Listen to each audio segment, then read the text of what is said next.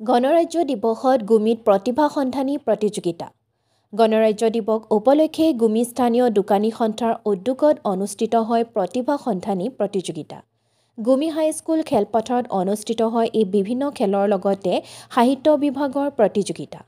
ৰাতিপুৱা সন্থাৰ পতাকা উত্তোলনৰ পিছতে গুমি উচ্চ মাধ্যমিক বিদ্যালয়ৰ খেলপথাৰত এই প্ৰতিযোগিতাসমূহ আৰম্ভ কৰা হয়। প্ৰতিভা সন্ধানী প্ৰতিযোগিতাত গুমি অঞ্চলৰ যুৱকসকলৰ লগতে দক্ষিণ কামৰূপ কুইজ ফৰামে সহযোগিতা আগবঢ়ায়।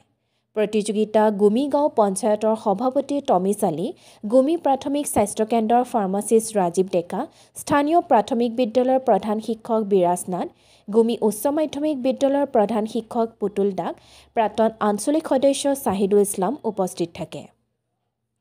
ছয়গাঁৱৰ পৰা লোহিত চন্দ্ৰ খালৰ ৰিপৰ্ট, অল আছাম নিউজ 30।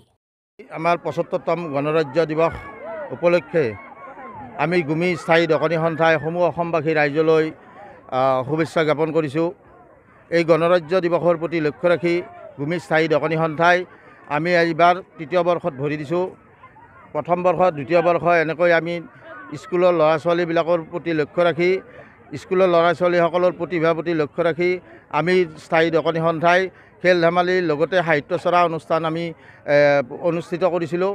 আৰু এইবাৰো আমি সাহিত্য চৰাত যেনেকৈ কুইজ, তৰ্ক, আকস্মিক, কবিতা আবৃত্তি প্ৰতিযোগিতা, বিভিন্ন শিতানৰ খেল ধেমালি প্ৰতিযোগীক আমি ইয়াৰ পৰা প্ৰতিভামী সন্ধানীসকলক প্ৰাইজ পুৰস্কাৰ আমি দিওঁ। দ্বিতীয়তে স্বাস্থ্যৰ প্ৰতি লক্ষ্য ৰাখি বা শৰীৰৰ প্ৰতি লক্ষ্য ৰাখি আমি বিভিন্ন শিতানত খেল ধেমালি, মাৰাথন দৌৰ ৰাতিপুৱা হৈ গ'ল আৰু মাৰাথন দৌৰৰ লগতে 100 মিটাৰ, 200 মিটাৰ, 400 মিটাৰ বা অন্যান্য লং জাম্প, হাই জাম্প বিভিন্ন খেল ধেমালি আমি অনুষ্ঠিত কৰিবলৈ লৈছোঁ। আৰু কিছু আমাৰ ইয়াৰ পৰা হৈ গ'ল, আকৌ বাকী আছে কিছু, সেইবিলাকো আমি অনুষ্ঠিত কৰিম।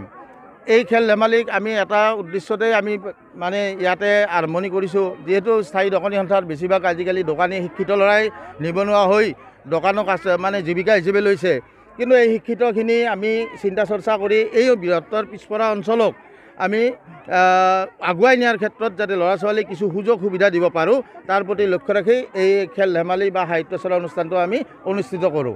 আৰু ভৱিষ্যতেও যাতে আমি ৰাইজৰ সহায় সহযোগো পাইছোঁ, বিভিন্ন শিতানৰ পৰা মানুহ আহে ইয়াত আৰু বহুতো অভিভাৱকে উৎসুক হৈ পৰে। গণৰাজ্য দিৱস যেনেকৈ ঈদ উৎসৱ বা ৰাজ পূজা, দুৰ্গা পূজাক প্ৰতীক্ষা কৰে, বছৰৰ 26 জানুৱাৰী তাৰিখটোকো অভিভাৱকসকলে প্ৰতীক্ষা কৰি থাকে, ৰৈ থাকে যে 26 জানুৱাৰী তাৰিখত আমি ল'ৰা ছোৱালীবিলাকক নি তাত প্ৰতিভা বিকাশ কৰিব পাৰোঁ।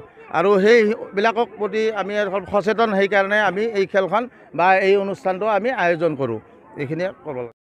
ভাৰতৰ গণৰাজ্য দিৱস উপলক্ষে গুমি ব্যৱসায়ী সন্থাৰ সৌজন্যত গুমি হাইস্কুল খেলপথাৰত যিয়ে সৰু ল'ৰা ছোৱালীৰ খেল প্ৰতিযোগিতা অনুষ্ঠিত কৰিছে, সেই ক্ষেত্ৰত গুমি ব্যৱসায়ী সন্থাক এটা ধন্যবাদ দিবই লাগিব।